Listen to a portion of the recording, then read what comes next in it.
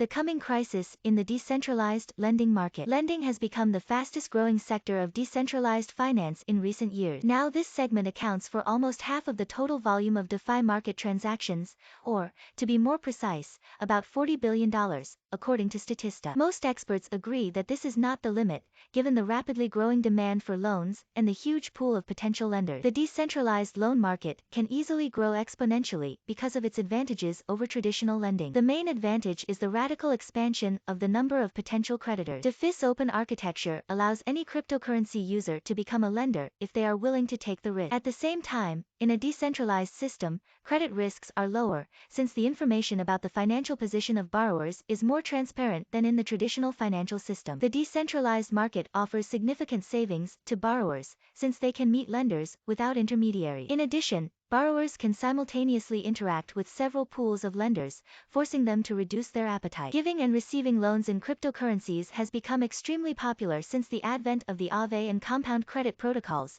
which allow users to offer cryptoassets for interest or use their value as collateral to borrow other assets. Analysts note, however, that these platforms operate more like a pawn shop than a bank, requiring borrowers to over-collateralize their loan. In other words, when one takes out a loan, their average collateral is 120% of the principal. The ineffectiveness of this system is obvious. Depositing $120 of collateral to obtain a $100 loan can only be justified for a very limited number of commercial transactions, such as short-term speculation or leverage trading. However, this particular collateral scheme is the most popular one in DeFi today, since the traditional mechanism for assessing the reliability of borrowers is not applicable in decentralized finance. The reason is simple. Almost all transactions are carried out anonymously, meaning that it is simply impossible to draw up a credit history for a particular borrower. Every day it becomes more obvious that the system of excessive collateral on loans is becoming the main barrier to the development of both decentralized lending and the entire DeFi segment. And the crisis is just around the corner. According to a recent report by Messari, in the third quarter of this year, liquidity providers on Compound received the lowest interest rates on their contributions since the launch of the platform. Interest rates are declining mainly because of the influx of new lenders hoping to make a profit. And although an increase in the volume of loans is still higher than the growth of the amount of deposited money, this gap is rapidly closing and will soon disappear. In other words, the supply of loans will exceed the demand for them. This may lead to a sharp drop in the income of lenders and a collapse of the decentralized lending market. According to Messari, due to lower interest rates on loans, lenders' income in the third quarter of 2021 alone fell by 19%. To reverse this trend, the DeFi industry needs to learn how to make loans with low collateral or, ideally, none at all. This will be a big step in the evolution of the industry, opening up opportunities for decentralized corporate lending and saving DeFi from stagnation. There are no simple solutions here. That's why many companies are fighting against the impending stagnation by creating more attractive conditions for clients in terms of the volume of collateral and loan rate. The most radical example is the Liquidity project, launched in April, which offers interest-free loans, where borrowers must maintain a minimum collateral ratio of just 110%. Unfortunately, it is not yet clear what benefits this innovation promises for creditors. Other projects focus on protecting clients from the volatility inherent in the cryptocurrency market in general and the cryptocurrency lending market in particular. As a result, loans with a fixed rate are now trending. In June, Compound Labs announced a product called Compound Treasury, which guarantees deposits at a fixed interest rate of 4% per annum. Compound expects Treasury to generate more dollar-denominated liquidity, potentially making loan rates more attractive to borrowers. Still, these half measures can only postpone the crisis in the decentralized lending market. It is also becoming clear that DeFi cannot achieve its next level of development without the advent of decentralized corporate lending. The problem is that companies will never take out loans with full collateral. How do we solve the problem of lending without using full collateral? Only a few projects have accepted this challenge. Compound Labs' main competitor, the Aave platform,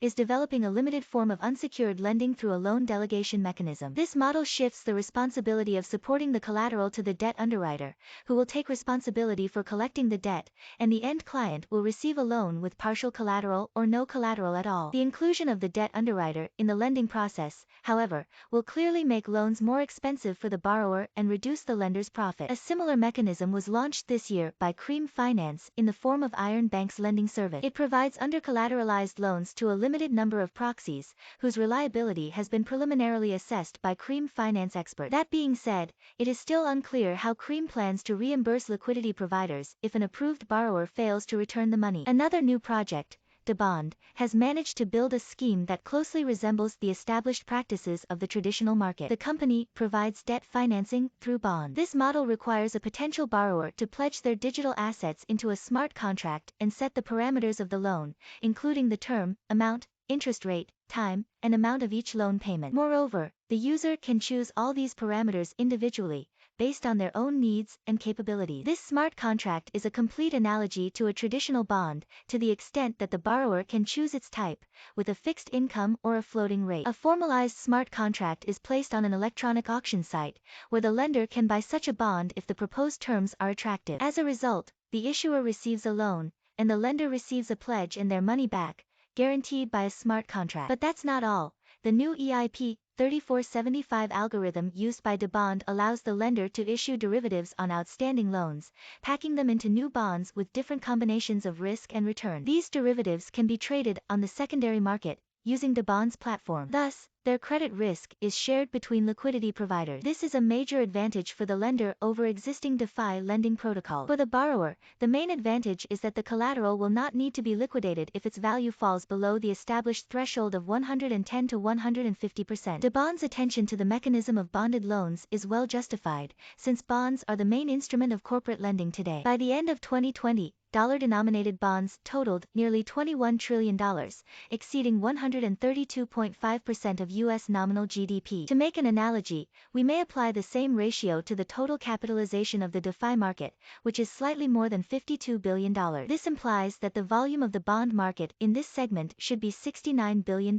If DeFi manages to launch instruments similar to traditional bonds, decentralized finance can become an important market for corporate debt and an influential segment of the global financial market. After all, as Cream Finance rightly noted in its presentation, the $70 billion market for direct bank lending is a pittance when compared to the size of all U.S. corporate debt, which at year-end 2020 soared past $10 trillion. Want to talk about DeFi or other topics? Then join our Telegram group.